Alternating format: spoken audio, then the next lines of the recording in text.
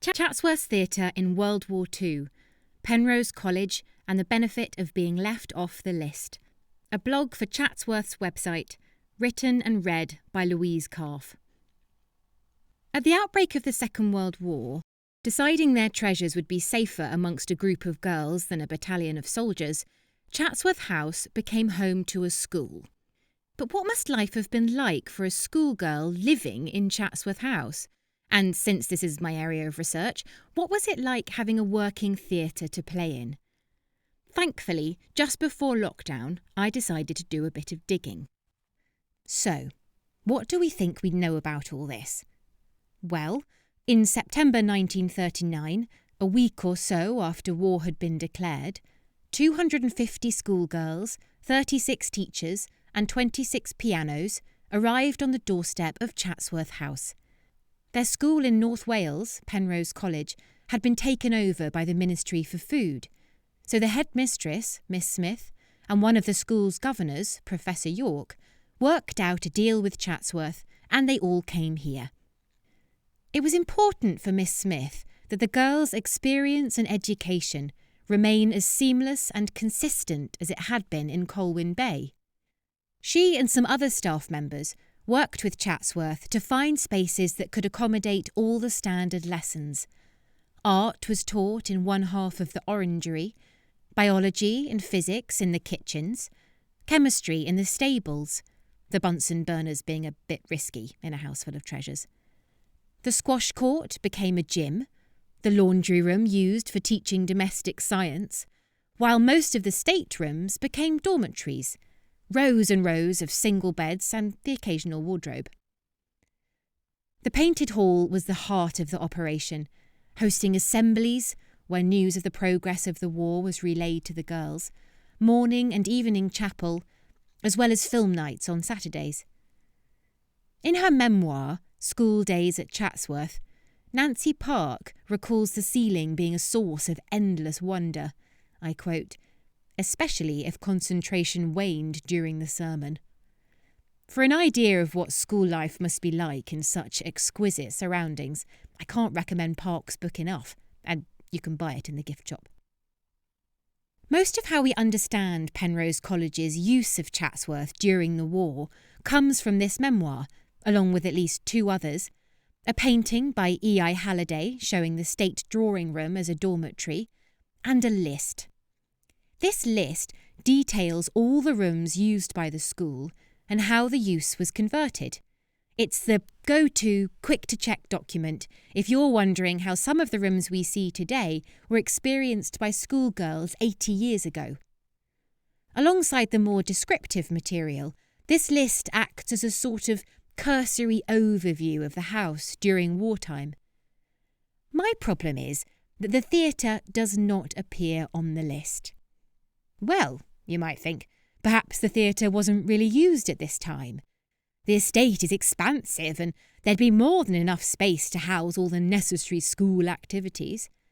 Or, you might think, maybe they only used it occasionally, when they needed somewhere with lots of space and no interruptions, which, incidentally, is how it's used a lot today, but not enough to warrant inclusion on the list. And you might be right, but I decided to check. Remember those 26 pianos? Every source tells us just how highly music was placed on the curriculum, and recitals from visiting musicians were usually held in the theatre. Among, I quote, a host of instrumentalists, trios and duos, one performance was particularly memorable for one alumna, for all the wrong reasons. And here's quite a long quote. One Saturday afternoon, the renowned pianist Cyril Smith came to perform for us. I was asked to conduct him from the house to the theatre. On arrival there, he bowed, flicked up his tails, and sat at the grand piano. He had no sooner started to play a lovely concerto than all the central heating radiators started clanging horribly. To my dismay, he stopped playing and bowed to me, and I realised I had to do something about the emergency. I went round all the radiators and screwed down each knob. To my relief, peace reigned once more, and the concert was enjoyed by all of us. Imagine my horror when a few hours later I was summoned by the domestic science mistress to be told that I had caused the central heating system to flood, 2 foot deep, the domestic science rooms below the theatre. Carrots, cabbages and cake ingredients, along with pans and kettles, were floating in disarray. Not all musical occasions went so disastrously. Swiss singer and composer Gustav Ferrari elicited an enthusiastic report from Maureen Sewell in February 1940 by coaching, I quote, various members of the school to mime his songs, causing much amusement among the performers. One of the songs, translated from the French as The Cycle of Wine, had members of the lower fifth form miming, I quote, the history of a grape, from the time it is grown to when it is drunk. While we can only imagine the form this might have taken and the ensuing hilarity on stage, it chillingly reminds me of drama school and the horror of being asked to represent a crumpling crisp packet. Music was at the centre of much of the cultural life at Penrose, but the theatre also played host to the ubiquitous school play, only performed by those girls who took lessons in elocution, which were also held in the theatre. The school magazine records this as taking place late in the winter term, and in 1939, the play was Miss Elizabeth Bennet by A. Milne. So that's the author of Winnie the Pooh writing an adaptation of Pride and Prejudice, which was then staged in Chatsworth House, a building now so closely aligned to the Austen novel that international students of English literature come all the way to the UK just to see it. Neither were the similarities between Chatsworth and the fictional home of Mr. Darcy lost on Penrose sixth former Brenda Morris, who reported that, I quote, it was a mere coincidence that during the play mention was made of Pemberley Manor, the most beautiful estate in Derbyshire, which is to say the most beautiful in England, which, strangely enough, appears to be a reference to Chatsworth. In one unknown year, the prefects staged a production of The Admirable Crichton by J.M. Barrie, another well-known children's author. The accommodating Chatsworth gardeners lent the girls potted shrubs to evoke the atmosphere of a jungle. Unfortunately, this standard of professionalism was somewhat undermined by a costume mishap, as Lord Loam, I quote, duly cushioned to appear the right shape, lost her cushions at a critical moment mid-performance. It is unsurprising and a bit of an understatement, then, that so many girls describe the productions in Chatsworth Theatre as memorable.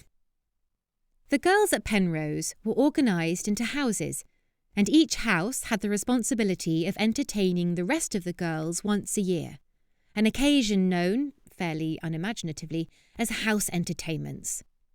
While at Chatsworth, these featured the playing of a film in the Painted Hall, followed by dinner and then dancing in the theatre.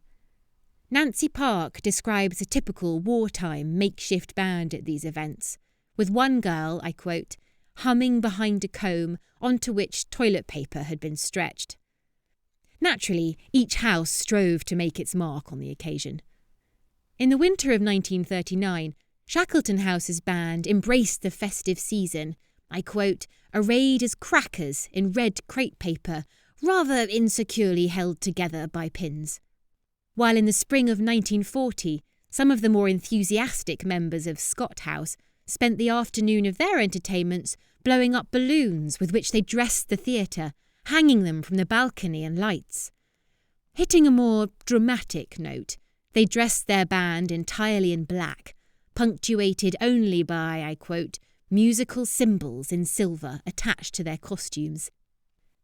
During a period when the entire country was wrangling with exceptional circumstances, when letters from home might report difficulties or, in the worst cases, family loss, when their new home at Chatsworth was impressive but freezing cold, Miss Smith recognised how important laughter, creativity and camaraderie were for the girls in her care. The list I mentioned earlier is recorded in the archival catalogue as being created in 1939, the year Penrose arrived at Chatsworth. While this needs to be confirmed, it seems likely that it was created as a guide for new arrivals to the house, pinned to a wall somewhere, to help girls and teachers alike work out what was what and what was where. By being left off the definitive list, by failing to be prescribed as anything in particular, the theatre was free to be anything the girls wanted it to be. Its purpose could be invented and reinvented as circumstance dictated. Today a concert hall, tomorrow a jungle. And through playing in the house band, embodying the life cycle of a grape, or by being whisked away to Pemberley on the clouds of imagination, the power to dictate the role of the theatre lay not with Miss Smith or any of the teachers or staff, but with the girls themselves. And isn't this precisely what theatres are? Anything and everything you can imagine.